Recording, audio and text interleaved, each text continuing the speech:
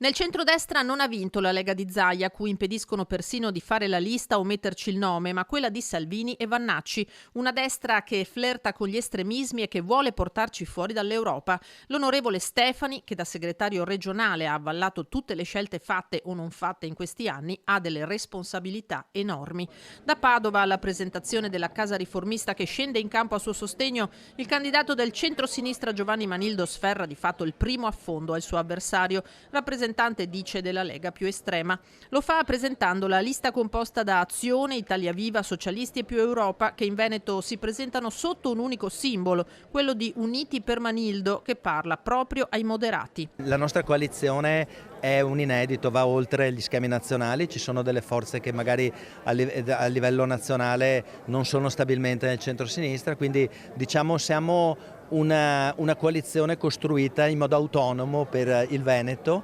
e ci assumiamo la responsabilità di questa avventura e sono molto fiducioso che avremo quantomeno cose interessanti da dire al Veneto. L'esperienza della Casa Riformista che non si limita all'orizzonte elettorale, dice Daniela Sbrollini di Italia Viva, rivolta ai moderati e tesa a intercettare gli astensionisti. Offrire un contenitore politico che ci auguriamo possa essere un progetto poi anche dopo le regionali, che oltre a Italia Viva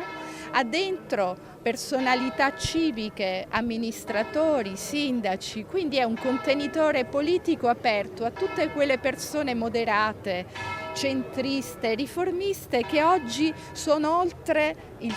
partito di Italia Viva. Niente simboli di partito per le forze del terzo polo, da Italia Viva ad Azione, questo, dice il presidente regionale del partito di Calenda, Nicolò Rocco, non toglie nulla all'aperto sostegno alla coalizione di centrosinistra. Non è una presa di posizione a metà, ci saranno tantissime persone